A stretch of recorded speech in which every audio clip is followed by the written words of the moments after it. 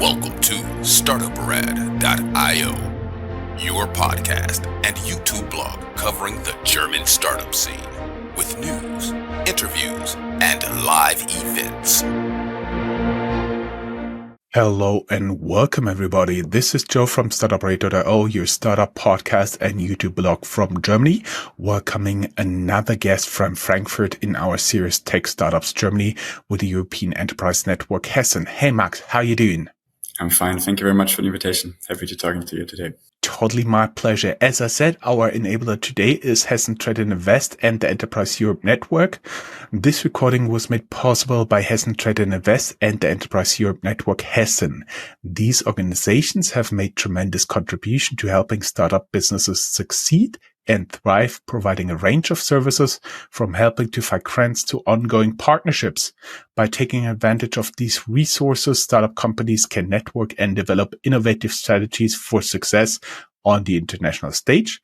The dedicated support of HTAI and the Enterprise Europe Network Hessen is paramount in providing startup businesses with the tools for lasting success. You can learn more in the show notes down here below, wherever you're looking at this or listening to this. For everybody who's watching, is sorry for the red eye, but allergy season is up on us again. Now that we have everything out of the way, I'm sorry that was a lot of initial stuff. Maximilian, would you like to introduce yourself and how you, an Austrian guy, ended up setting up a AI startup here in Frankfurt? Yeah, sure. Thank you very much. So hi everyone, my name is Max. I'm 26 and I'm originally from Austria and Vienna, as Jörn already mentioned. And yeah, how we came up setting Scavenger here in Frankfurt is actually I was doing an internship already more than a year ago here in Frankfurt, where I fell in love with the city and we got to know the props on this stage to our very good lawyer, Dr. Jan Felix Kumka, who was of big help of all the bureaucracy that's going on around founding a startup, and who suggested us, because we really trusted him, to set it up here in Frankfurt where he can be of help the whole time. So yeah, started here and stayed here. As everybody can tell, not everybody from Austria need to have an accent like Schwarzenegger. I have to admit right now, I do believe his accent is kind of an act that people instantly recognize. Oh, that's him. Kind of branding stuff. You studied in Vienna and Bocconi, but what I found very interesting, you have been a professional athlete for some time, according to your LinkedIn profile, which, by the way, we are also linking down here. Can you talk a little bit about that, what you did here and what kind of sports? Sure, of course, very happy to. So yeah, I was playing hockey from a very young age, actually from 4 years on. And yeah, I went through on the national level to an international level and was captain of the Austrian youth hockey national team here, played a couple of European championships, won, I think in the end it was 4 championships of the Austrian level. And yeah, it was a really great time looking back into it. And yeah, I miss it from time to time. And we're talking about here field hockey, not ice hockey, sorry, right? We're talking about field hockey. For me, it's always clear, but for someone who didn't play field hockey, obviously ice hockey is the first thing that comes to mind. Okay. You did a few internships, including at Deloitte, where we did not met, and you have been at the Financial Times Challenge. What was this all about? Yes, it was actually a very cool initiative by the Financial Times. Back then it was supposed to be in London, and luckily, obviously, it was COVID, and I was doing it back from my living room. Nevertheless, the challenge was really, really cool. It was for 3 days on, where you had to basically, the Financial Times gave you the most pressuring issues of the time, and you were supposed to build a startup around it that more or less solves those issues. So I would say it was totally cool. You were given experts and access to a lot of knowledge from experts from the Financial Times, and could build in a nutshell a startup in 3 days that then got accessed by juries. Mm-hmm, mm-hmm. What was your startup idea? Our idea was actually back then, because it was the time, a detector that detects particles in the air to make an early detection system for transmittable diseases like COVID. I assume it will still be useful in the future. And then you started your own company in January 2020, stopped that, and started with Scavenger.ai according to your LinkedIn profile. Can you take us through this journey? Because you stop one company and then you instantly start with another in an AI company. How did you meet your co-founder? How did you get started with the idea? Definitely. So back then, my background is a bit of a different one. Like I actually studied business law, which has way more of a law focus than a business focus, which is also the reason why I worked first at Deloitte, because I said I wanted to get a bit of a background more into business, and then also started the first company, which back then was called Walking Art. And it was more, my first steps into entrepreneurship, I would say, together with a colleague of mine, where we saw during COVID that like the art sector is struggling a lot because artists don't have access to art or like to exhibitions anymore, and they're art fans. So we said, okay, we'll more or less in a nutshell do an online art gallery where they can host online exhibitions and so on, which was very nice. But then I joined because it was actually a case that I was way more interested in the business side, and I joined Bocconi University in Italy to study management there. And as then the work required a lot of personal meetings with the artists, it was a local business focused on Vienna. It was not possible anymore. But luckily, in Bocconi, I met my lovely co-founder Felix, who is leading the tech part at Scavenger, who I reached out to very, very early on. And he was a fan of the idea. We talked to it a lot. And so over long nights and early mornings, we talked in coffee chats at Bocconi University about it. And in the end, decided to found Scavenger together. I see. So basically, you're an Austrian guy and your co-founder is German? Yes, my co-founder is German. He's from Aachen. from Aachen and from Austria, and you end up setting up a company in Frankfurt. That is pretty interesting. How did you get started? Can we first talk about what Scavenger does and then how you got the idea to do actually something like that? Because for me personally, to have a business lawyer doing AI is quite a stretch. Definitely. So Felix and me both, before doing our masters, we worked in big corporates first. And we were basically coming back from our summer internships. We worked in big corporates before, and we saw a problem that all of the companies say that data is super important, yet nobody really likes to deal with it. So you end up that all of the companies have tons of data. They create more and more data every day, but they lack the time and they lack the resources to actually draw any insights out of it. And that was a problem that I'm sure your listeners also know of. That is really difficult if in a company you have to take a decision, but do not have the necessary insights into your data to actually take that decision. So long story short, we came back from that summer internship. We exchanged on that idea. And luckily got very early on an initial funding. Like I was still then working at my internship in Frankfurt at a venture builder with focus on software and AI, where I got more in touch with that. Felix was working before 2 years as a lead in software development. So he also had a bit of more experience in that field. And so, Felix built a short POC overnight. We reached out to early investors, got from Catalogent and Volker Voigt and Ash Kauer, a very early investor and early on that believed in the idea, where back then it was just Felix, me, and the pitch deck and the POC that he built overnight. And then we quit our jobs because we thought it might make more sense to work on this full time than before work and after work. And here we are. It is quite interesting. If I wrap it up, my understanding is from what you guys are doing is you have 3 distinct AI tools that help you analyze data you have from your own company, cleaning up data, doing statistical analysis, and generate an output in simple language. In which languages is this available, and can you take us a little bit through the journey? Is like two of those tools, are they for cleaning, for aggregating data, or how does it work? Yeah, definitely. So in the end, what we want to do is offer customers a one-stop solution. So they can upload, as you mentioned before, they can upload any kind of data. Any kind of data sounds generic, but it's on purpose. It is generic. So you can imagine you can upload 27 Excels, 3 PDFs, a Word, whatsoever, or connect your company databases to it. Once you've done that, you can ask a very simple question. Like normally what I do is asking something like, okay, how can I improve my profit? From a user perspective, that's everything you need to do. And then, as you mentioned before, we in the back actually have developed 3 different AI tools that are connected together in one workflow to solve the problem of the user in less than 10 seconds. But you can also only use 1 out of the 3 tools if you want to. And actually very correct. As you mentioned before, the first tool, it all starts with data cleaning, where we have a tool that automatically detects anomalies inside the data sets also does all of the statistical data cleaning and separates numerical from textual data. Second, we save the textual data. We forward the numerical data to the next tool, which is more or less the key of Scavenger.ai, which first has an algorithm that detects based on the question you asked, based on the data that got uploaded, what's the right mathematical numerical test to run.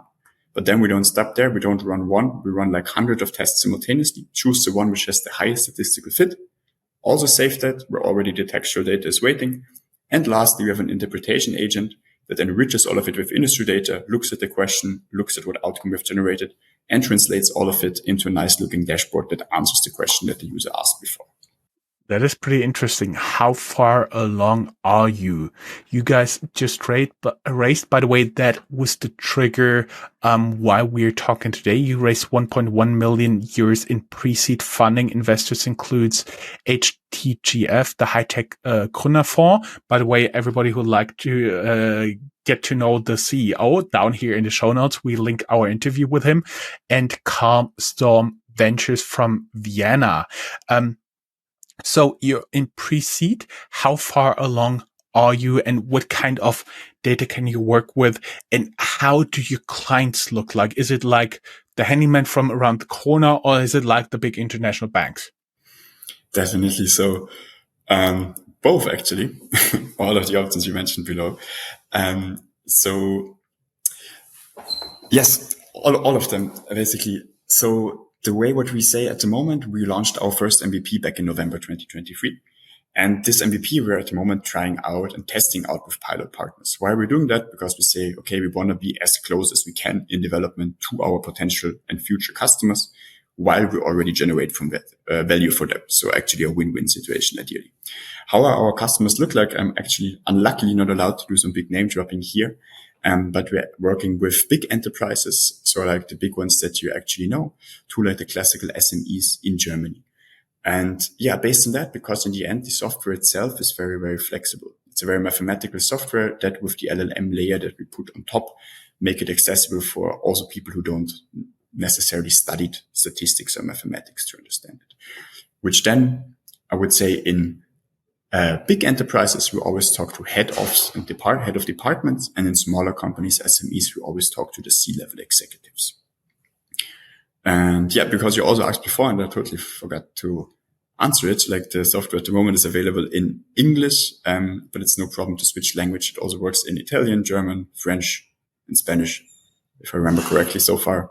But we're happy to add another language if the language barrier should not be covered by that yet. Mm-hmm. There is right now a lot of tools out there. There's like a sea of tools in data analytics and AI. How are you guys different here? Definitely. I mean, we are obviously not blind. We do look at the competition and we see that it's a very crowded space. Yet one thing we've always tried to mention, and like we really want to live by that, is that in the end, you have a technology like at the moment it's artificial intelligence that you want to use not for the sake of using artificial intelligence, but to actually solve a problem of a user, which in the end is the crucial thing. How you solve it, the user doesn't care. So the way that we say it is like, yeah, we have developed in the end, it's free AI tools that are AI powered, which are at the moment the best possible way to solve the problem for the user. But as described before, we have developed this one-stop solutions that is powered by the free tools, where the user literally doesn't have to do anything else than throw all of the data in, ask the questions, and we do all the analytics, more or less like a consulting project on a click for them. You're not permitted to drop names, but can you drop industries, and what kind of industries are your customers right now working? Yes, definitely. So we're working a lot in the food and beverage sector. We're working a bit in the sports sector as well, because also there's a lot of data available. And we're working also with the classical, I would say, like German hidden champions, let's say it like that. Mm-hmm. Scalability is often a challenge for AI startups. How do you guys plan to scale in terms of operations and infrastructure?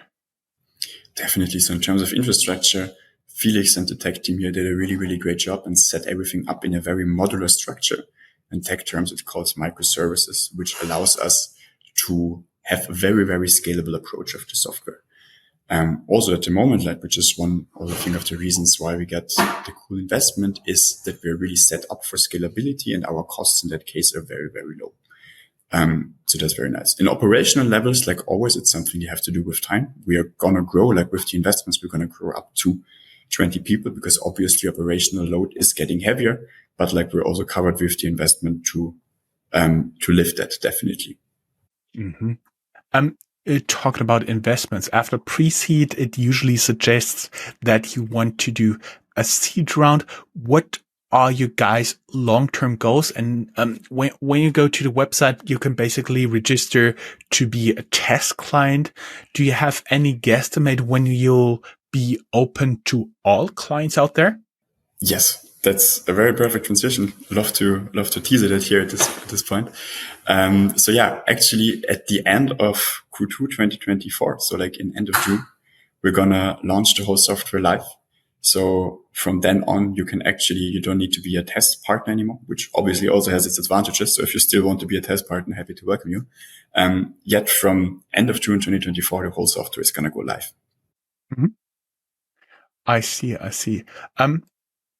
What other plans do you have? We're now drifting a little bit into the Outlook area, in terms of geography, but I would believe everybody from the European Union is pretty safe in throwing your data into the analytics tool because you're based in the European Union.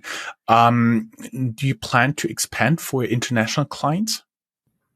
Yes, definitely. Like first, great that you mentioned it. Like at the moment, which is very, very important for all our customers that we have so far, is that all our servers, our databases are actually in Frankfurt, in Germany as well, and are 100% GDPR compliant, which obviously is huge. So I would say like also due to, as mentioned before, the language barrier, and because we're already set up very, very well in terms of data security, which in Europe obviously is way more protected than when you look to the Asian market or the American market. So I would say like also in case of those crucial issues, we're already set up for expansion here. Mm-hmm. You already have 4 investors. Mm-hmm.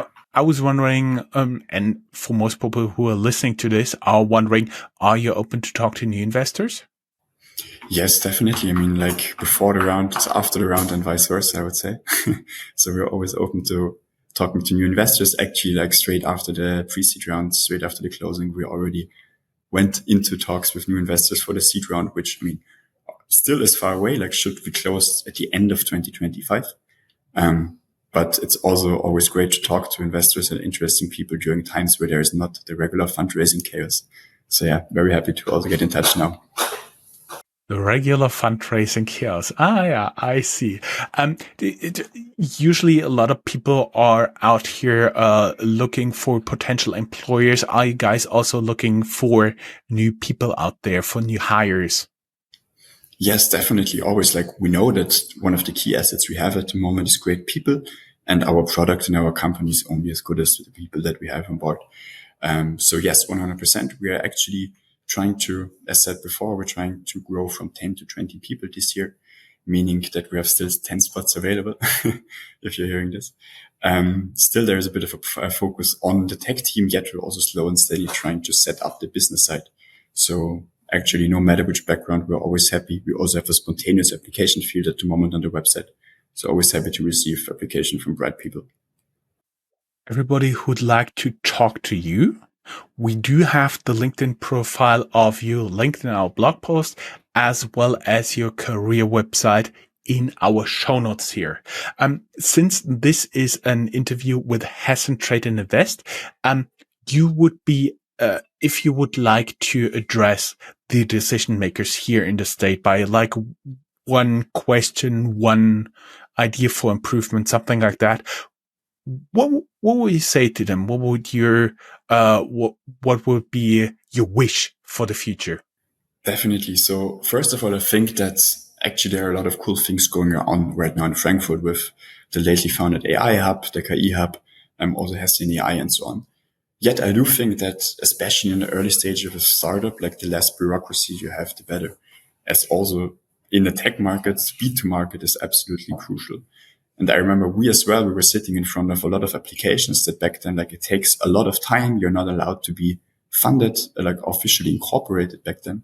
So I think those bureaucratic hurdles are quite steep at the moment still. So reducing that and making it actually easier for startups to catch up with competition as fast, because as mentioned before, speed is one of the most important things during this phase. Mm-hmm. I see. So get more speed, but I have to admit that would be something I say all over Germany. Not sure what they can do about it here. Maximilian, it was again a pleasure to have you here. Thank you for Hessen Trade and Invest and Enterprise Europe Network for sponsoring this podcast. It was a pleasure to have you here. Thank you. Thank you very much for the invitation. It was really fun. Thank you. Have a good day. Bye-bye.